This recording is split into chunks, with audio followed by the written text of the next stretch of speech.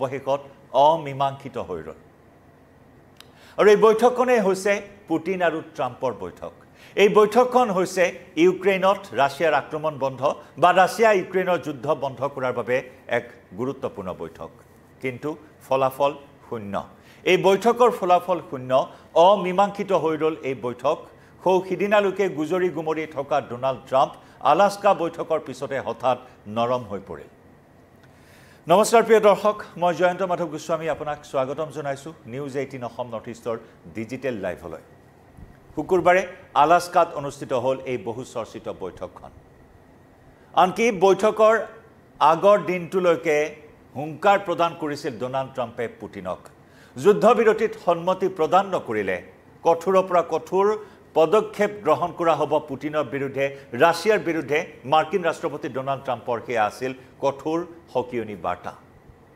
কিন্তু কালি যেতিয়া 3 ঘণ্টা জোৰা বৈঠকত মিলিত হ'ল ডোনাল্ড ট্ৰাম্প আৰু পুটিন সেই বৈঠকৰ পিছতো নোলাল কোনো সমাধান সূত্ৰ 3 ঘণ্টা আলোচনা কৰা হ'ল কিন্তু কোনো ধৰণৰ চুক্তি যুদ্ধ বন্ধ কৰাক লৈ কোনো ধৰণৰ চুক্তি সম্পন্ন নহল দুয়োগৰাকী ৰাষ্ট্ৰ নেতাৰ মাজত যুদ্ধৰ অন্ত নপৰিলে কোনো চুক্তি নহয় এই বাৰ্তাই যেন আহিল বৈঠকৰ পৰা ইউক্ৰেইনক লৈ হোৱা আলাস্কা বৈঠক এনেদৰে অমীমাংসিত হৈ ৰ'ল আমি জনাইছো 3 ঘণ্টাৰ বৈঠক 3 ঘণ্টাৰ বৈঠকতো কোনো ধৰণৰ সমাধান সূত্ৰ নোলাল যুদ্ধ বন্ধ হোৱাৰ ক্ষেত্ৰত আজি প্ৰায় 3.5 বছৰ ধৰি চলি থকা এখন যুদ্ধ এখন অমীমাংসিত যুদ্ধ এই যুদ্ধখনত মাৰ্কিন ৰাষ্ট্ৰপতিগৰাকীয়ে মধ্যস্থতাকাৰী ভূমিকা গ্ৰহণ কৰাৰ যি কুচকাৱাজ চলাই আহিছিল ৰাষ্ট্ৰপতিৰ দায়িত্ব গ্ৰহণ কৰাৰ পিছতে চলিত বৰ্ষৰ জানুৱাৰী মাহৰ পৰাই ৰাছিয়া আৰু ইউক্ৰেইনৰ মাজৰ যুদ্ধ বন্ধ কৰাৰ বাবে বিভিন্ন ধৰণৰ পদক্ষেপ গ্ৰহণ কৰি আহিছে আনকি ইউক্ৰেইনৰ ৰাষ্ট্ৰপতি ভলোদিমিৰ জেলেনস্কিক আমেৰিকালৈ মাতি নি তিৰস্কাৰ পৰ্যন্ত কৰা হৈছিল আৰু সেই জেলেনস্কিকে অৰ্থাৎ ইউক্ৰেইনকে যুদ্ধ বন্ধ কৰিবলৈ আহ্বান জনালে এই বৈঠকৰ পিছত ডোনাল্ড ট্ৰাম্পে আৰু যি শুল্ক নীতিৰ কথা কৈ আহিছিল ৰাছিয়াক যি ভাবুকি প্ৰদান কৰি আহিছিল মাৰ্কিন ৰাষ্ট্ৰপতিগৰাকীয়ে সেই শুল্ক নীতিক লৈও নৰম স্থিতি গ্ৰহণ কৰিলে ডোনাল্ড ট্ৰাম্পে সকলোকে অবাক কৰি নৰম স্থিতি গ্ৰহণ কৰিলে মাৰ্কিন ৰাষ্ট্ৰপতিগৰাকীয়ে ট্ৰাম্পে কৈছে যে এই বৈঠক ইতিবাচক আছিল কেইবাটাও বিষয়ত ইতিমধ্যে ৰাছিয়াৰ ৰাষ্ট্ৰপতি ভ্লাদিমিৰ পুটিনে সন্মতি প্ৰদান কৰাৰ কথা উল্লেখ কৰিছে কিন্তু যুদ্ধৰ অৱসান ঘটিব বুলি ৰাছিয়া আৰু ইউক্ৰেইনৰ মাজত চলি থকা যুদ্ধৰ অৱসান ঘটিব বুলি ভবা হৈছিল যদিও সেই বিষয়ত পুটিনে ট্ৰাম্পক কোনো ধৰণৰ সঁহাৰি প্ৰদান নকৰিলে আৰু যাৰ পৰিণতিত এই যুদ্ধ অমীমাংসিত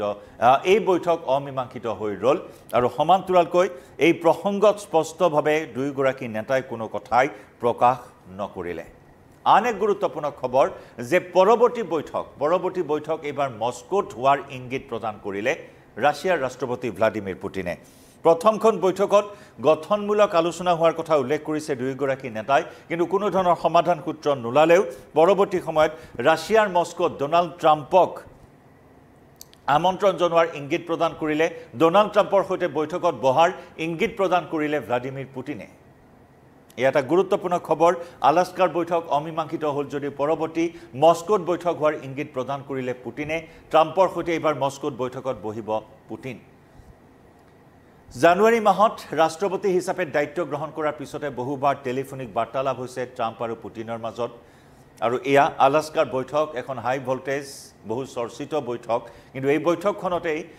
কোনো সমাধান সূত্ৰ ওলাব বুলি ভবা হৈছিল কাৰণ যি সময়সীমা যি ডেডলাইন বান্ধি দিছিল যুদ্ধবিৰতিত চুক্তিত স্বাক্ষৰ কৰিবলৈ বা যুদ্ধবিৰতিত সন্মতি প্ৰদান কৰিবলৈ ৰাছিয়াৰ ওপৰত যেনে ধৰণৰ হেঁচা এটা প্ৰয়োগ কৰি আহিছিল মাৰ্কিন ৰাষ্ট্ৰপতি ডোনাল্ড ট্ৰাম্পে বিভিন্ন ডেডলাইন বান্ধি দিয়া হৈছিল সেই ডেডলাইন প্ৰথমে 50 দিনৰ বান্ধি দিয়া হৈছিল 50 দিনৰ সময়সীমা বান্ধি দিয়া হৈছিল 50 দিনত যদি পুটিনে যুদ্ধবিৰতিত সন্মতি প্ৰদান নকৰে তেতিয়াহ'লে 100% শুল্ক আৰোপৰ হুংকাৰ প্ৰদান কৰিছিল আৰু সেই সময়সীমা কমাই আনি 10 দিন দিয়া হৈছিল 10 দিনৰ ডেডলাইন বান্ধি দিয়া হৈছিল পুটিনক ট্ৰাম্পে সেই 10 দিনৰ সময়সীমা দিছিল কিন্তু সেই 10 দিনো কোনো ধৰণৰ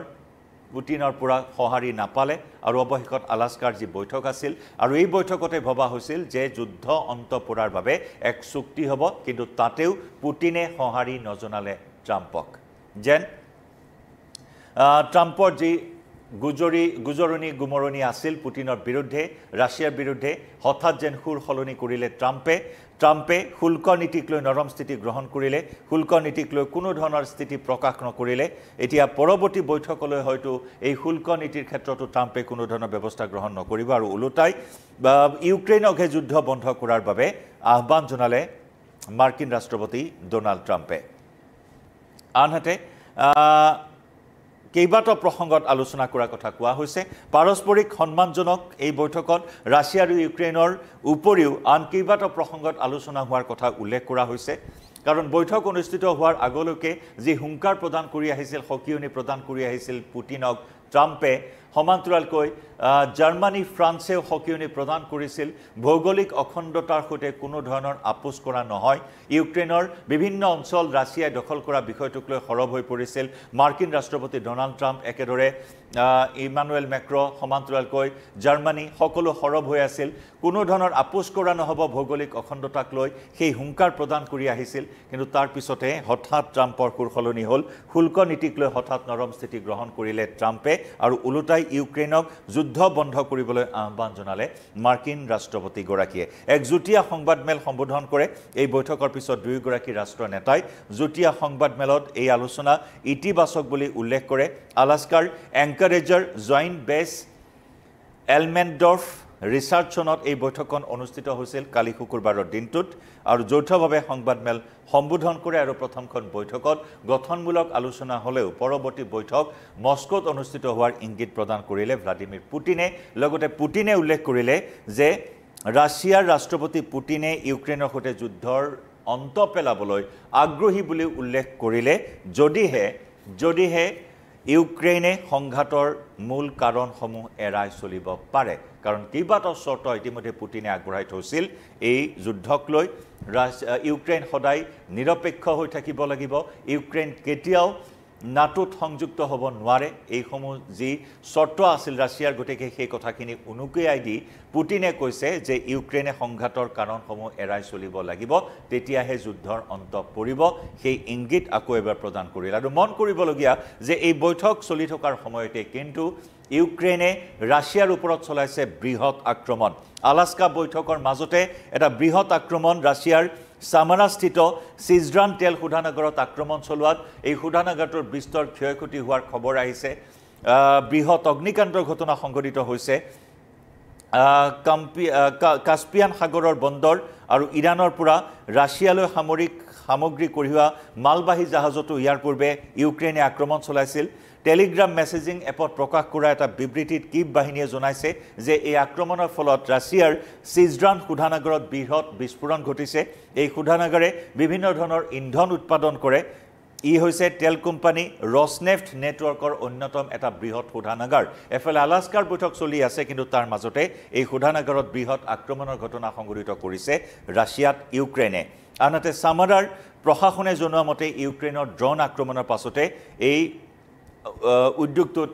বৃহৎ অগ্নিকাণ্ডৰ সূত্ৰপাত হয় কিন্তু সেই জুই ক্ষিপ্ৰতাৰে নিৰ্বাপন কৰাৰ কথাও উল্লেখ কৰিছে ৰাছিয়াৰ প্ৰতিৰক্ষা মন্ত্ৰণালয়ে জনাইছে যে ৰাছিয়াৰ 9টা অঞ্চলত ধ্বংস কৰা হৈছে ইউক্ৰেইনৰ ড্ৰোন এফালে আলাস্কাত আলোচনা কিন্তু আনফালে ৰাছিয়াৰ ওপৰত ইউক্ৰেইনৰ এই আক্ৰমণ গতিকে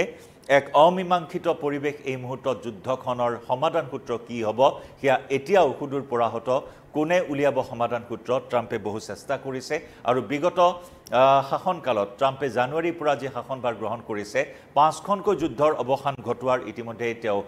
ঘোষণা কৰি আহিছে নিজাববীয়াকৈ ঢাক ঢোল বজাই আহিছে যুদ্ধ বন্ধ কৰাৰ ক্ৰেডিট লৈ আহিছে আৰু ৰাছিয়া ইউক্ৰেইনৰ এই যুদ্ধ বন্ধ কৰাৰ ক্ৰেডিট ল'বলৈ চেষ্টা কৰি আছে যদিও এই মুহূৰ্তলৈকে কিন্তু সফল হ'ব পৰা নাই ট্ৰাম্পে ৰাছিয়াৰ ওপৰত কঠোৰ শুল্ক নীতি আৰোপৰ হুংকাৰ প্ৰদান কৰি আহিছে সেই শুল্ক নীতিক লৈ হঠাৎ এই বৈঠকৰ পিছতে নৰম হৈ পৰিল ট্ৰাম্প পৰৱৰ্তী সময়ত কোন দিশে যায় এই আলোচনা বা এই যুদ্ধৰ গতি কি লয় কি মোৰ লয় সেয়া হ'ব লক্ষণীয় আমি জনাই যাম প্ৰতিটো আপডেট এই মুহূৰ্তত ডিজিটেল লাইভৰ পৰা বিদায় লম নমস্কাৰ